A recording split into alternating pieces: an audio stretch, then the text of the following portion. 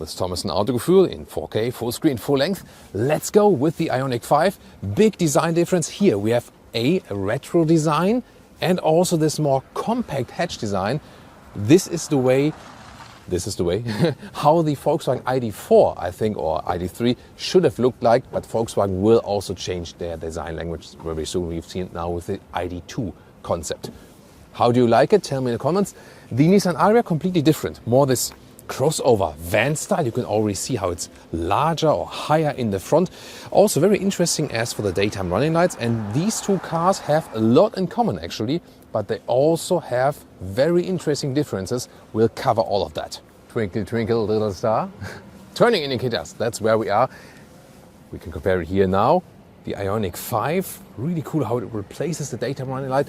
Same with the Nissan Ariya, but here we also have cascading effect. Really interesting. Just visually, you would say that the Ariya is the longer vehicle, but it's not. The Hyundai Ioniq 5 with 4.69 meters or 185 inches is about 9 centimeters or 4 inches longer than the Ariya. And also the wheelbase is way longer, which is an advantage for the rear legroom. 20-inch wheels we have here, which is not a good idea. You should go for the smaller ones, because the suspension in general is stiffer with the Ariya here, and then you rather need the smaller wheels to even that out to get best comfort. In the rear, I love once again this retro tech look of the Ioniq 5.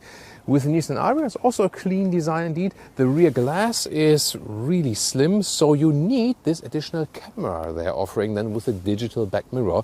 We'll take a look at that very soon. The battery capacity does differ quite a lot on paper, like 77 kilowatt hours for the Ioniq 5 and 87 kilowatt hours for the Nissan Ariya.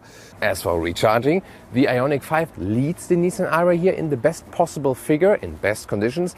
18 minutes from 10 to 80% state of charge for the Ioniq 5, 35 minutes for the Nissan Ariya. Well, if you want to use some devices for example, photo shootings or for whatever you need, you can use the vehicle to load adapter here for the hairdryer or for maybe like a coffee machine. What device would you actually put to the vehicle to load adapter? Tell me in the comments. And now to the Nissan Ariya, where the charging port is on the passenger side in the front. And now let's take a look at the interiors, starting with the Ioniq 5. Inside of the doors, somewhat soft touch on the top. And in the middle part, it's like a somewhat soft again for your elbow, but really straight and clean design. Then the interior looks quite futuristic indeed. Interior overview of the Ioniq 5. This dual screen setup, white background as a contrast. Not sure if that's too clever, but overall really clean. Here in the lower part you still have a manual volume knob, and the climate unit is also directly accessible. However, these are some touch fields. Rest of the infotainment system, this is the main menu. Good overview, but it is not that quick. And Apple CarPlay or Android Auto integration with cable is actually quite nice. Most of the time you will use this. Digital instruments, easy and clear to read. You can change the middle view here a little bit what you want to see. And you can also get this head-up display. Not ideal. The charging cable for the CarPlay or Android Auto connection has to be here. What's cool, however, that you can slide this whole middle console forward or backward, that you have more space here or not. Then you have charging possibilities here, inductive charging pad as well. And then here, more space underneath this armrest. And you can also slide this open, so really vast amount of space in the middle console. In the rear, I made space because I have slided this middle console forward now. We still have some legroom left, so good offering of space. But you see it's leant quite backward, but I maybe could move it a little bit more upright. Headroom with 189 or 6'2", still okay also in the rear. Especially for charging cables, you also have a small trunk here in the Ioniq 5. Trunk opening, either the automatic one when you stand here with the key in your pocket and then wait a couple of seconds, or press it in the lower part. 530 liters, bigger than the Nissan Ariya. Fine, then you can also fold the seats, but there's no possibility here, so you have to go around. And then you're here at 180 meters or 71 inches to the seats as I would be driving. And under the trunk cover, if there's space for charging cables, well, when you lift this one totally up, then they're stuck underneath. That's not a very practical solution, isn't it? Then rather in the front, I guess. The Nissan Ariya gets a very slim key fob. Well done, actually. And also real door handles. Actually, I prefer the real stuff. Yeah, do you as well? Then door closing sound. very solid. Inside of the doors, here with very nice microfiber. These are the optional animal skin seats. However, there are also microfiber seats available. And we had them in the bright trim, but they're also available in the black trim.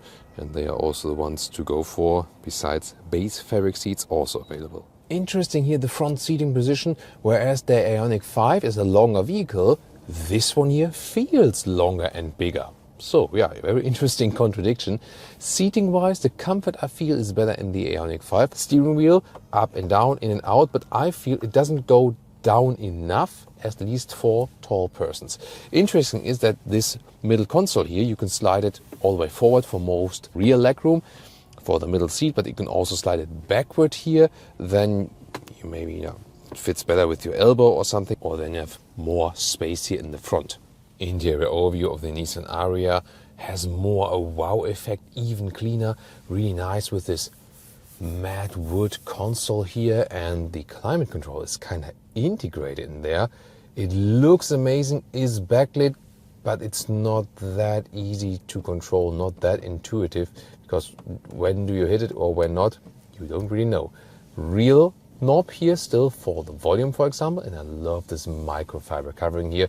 And here is one unit for both screens actually. The digital instruments do their job, but also the visualization, I think, is just not really up to date, is it? And you can also get a head-up display. Apple CarPlay here, also available wireless. And Android Auto is of course also available. And this is the main menu. And yeah, that looks, I don't know, I think the 90s have called and want their infotainment system back. However, here, what is really interesting is that the GPS map is actually quite responsive. The normal back mirror, well, the view to the rear is limited, so here this camera view makes sense. Shifting lever definitely more beautiful and easier to control in the Ioniq 5 here. It's a little bit bulky, this whole form, I think. And these two friends here, they open the special compartment. Well, you can't make that up, but it is true. Electronically folds out. Yeah, I have no idea why, but there's one advantage to it. Here, when it's closed and you shut off the vehicle, no one can open it. The optional panoramic roof is gladly also one you can actually open. Rear seating is decent here also in Nissan Ariya. Legroom, you definitely have more in the Ioniq 5. It's also a longer vehicle. Here it gets close, but it's still fine. And the comfort in seating is also actually okay. Here in the middle part, you can fold down this for cup holders, but they're not adaptive. And here also, it falls down. So build quality-wise, yeah, I mean, at the inside of the doors is also nice here with the microfiber, for example, and also the back part here of the seats. So it has pros and also cons. In the middle part, you have seat heating here also and USB-C charging. Well, and both here, the outside seats really close with the head, also counts here for the middle seating that is even closer. Nissan Ariya trunk, actually way wider than a meter or 40 inches, that's good. Length like 95 centimeters or 38 inches. Then for the charging cables you can lift up this here and they make it that you have an even loading surface. So liter figure wise it's way less, but you know, from the usable aspect, not so much difference. Trunk, no, there is none, just equipment here underneath. Welcome to Thomas's comparison driving lounge, starting with the Hyundai Ioniq 5. We put it here to the sports mode for quickest acceleration. Soon more details on that as well. Official figure 0 to 100 is around 5 seconds, so almost a second quicker than the Nissan Ariya. But let's see how it goes here from 50 kilometers an hour, accelerating onto the motorway. Let's go.